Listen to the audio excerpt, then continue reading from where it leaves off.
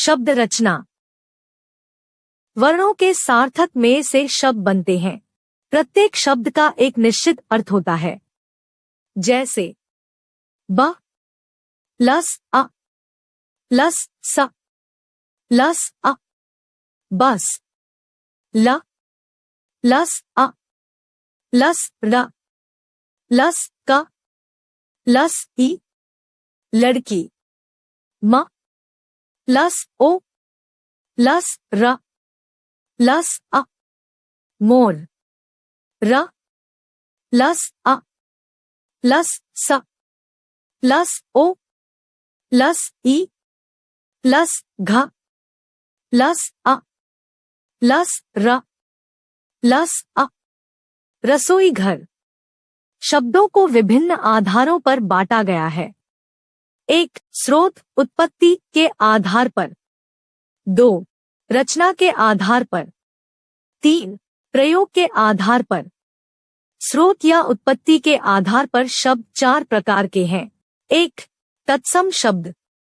संस्कृत के वे शब्द जो उसी रूप में हिंदी में आ गए हैं तत्सम शब्द कहलाते हैं। जैसे अग्नि, सर्प, रात्रि, कार्य आदि। 2. तद्भव शब्द। संस्कृत के वे शब्द जो कुछ रूप परिवर्तन के साथ हिंदी में प्रयोग किए जाते हैं तद्भव शब्द कहलाते हैं। जैसे आग, सांप, रात, काम आदि।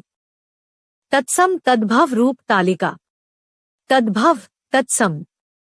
अग्नि आग, रात्रि रात, क्षेत्र खेत, हस्त हाथ, दधि दही, आम्न आम, दंत दांत, ग्राम गांव, मुख मुहा, मयूर मोर, सर्प सौंप, दुग्ध दूध।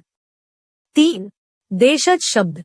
देश प्लस ज अर्थात देश में उत्पन्न वर्टिकल बार इनके स्रोत का ठीक से पता नहीं चलता। ये भारत की विभिन्न बोलियों से आए हैं जैसे गाड़ी, पगड़ी, जूता, पैसा, लोटा, खिड़की, डिबिया आदि। 4. आगत विदेशी शब्द। ये शब्द विदेशी भाषाओं से हिंदी में प्रयोग किए जाते हैं जैसे अरबी से किताब, कुर्सी, तारीख, जुर्माना, मरीज, रिश्वत आदि। प्रवासी से आदमी, गुब्बारा, जमीन, नमक, फौज, शिकार, प्याज आदि। अंग्रेजी से appeal, ice cream, school, college, commission, driver, police, cinema आदि।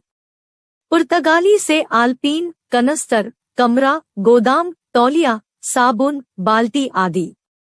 तुर्की से कुर्ता, कैची, बक, बेगम, चाकू आदि। रचना के आधार पर शब्द के 3 प्रकार हैं। 1. रूढ़ शब्द। इस प्रकार के शब्दों के और खंड नहीं किए जा सकते जैसे पुस्तक, सोना, गाड़ी, कमल आदि। 2. यौगिक शब्द। इस प्रकार के शब्द 2 शब्दों के योग से बनते हैं जैसे सेना प्लस पति = सेनापति, पुस्तक प्लस आलय = पुस्तकालय आदि। 3. योगरूढ़ शब्द। ये शब्द यौगिक होते हुए भी किसी एक अर्थ में रूढ़ हो जाते हैं जैसे जल प्लस जलज, कमल के अर्थ में रूढ़ है।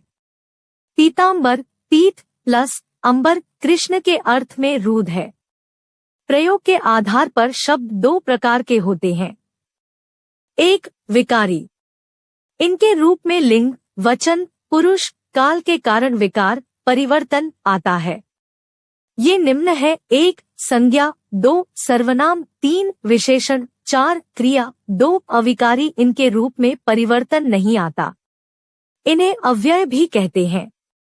ये निम्न प्रकार के 1. क्रिया विशेषण, 2. संबंध बोधक, 3. समुच्चय बोधक, 4. विस्मयादि बोधक। शब्द रचना। हिंदी में उपसर्ग और प्रत्यय के योग से शब्द रचना की जाती है।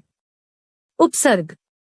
ये वे शब्दांश हैं जिन्हें शब्दों से पहले लगाकर नए शब्द बनाए जाते हैं जैसे अ प्लस न्याय न्याय, सु प्लस जन सुजन, आ प्लस धर्म अधर्म, अप प्लस मान अपमान, कु प्लस पुत्र कुपुत्र, बद प्लस सूरत बदसूरत, अन्य उदाहरण।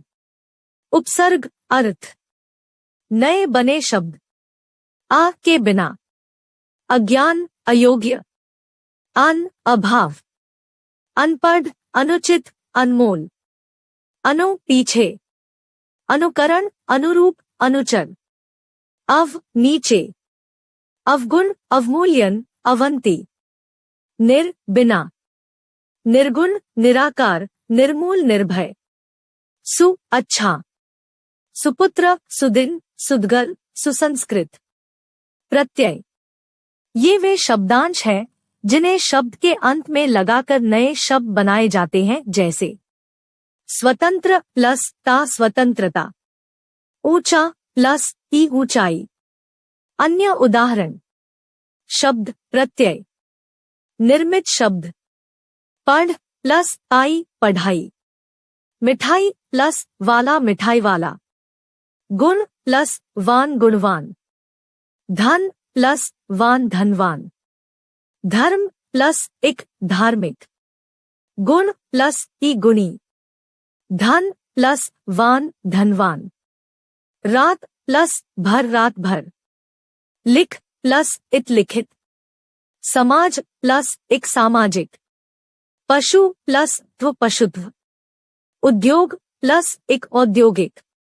हमने पढ़ा और समझा। वर्णों के सार्थक में से शब्द बनते हैं। शब्दों के आधार है स्रोत, रचना और प्रयोग। स्रोत के आधार पर शब्दों के 4 प्रकार है: तत्सम, तद्भव, देशज, विदेशी। रचना के आधार पर शब्द 3 प्रकार के हैं: रूढ़, यौगिक, योगरूढ़। प्रयोग के आधार पर शब्दों के 2 भेद हैं: विकारी और अविकारी। शब्द रचना उपसर्ग और प्रत्यय लगाकर की जाती है।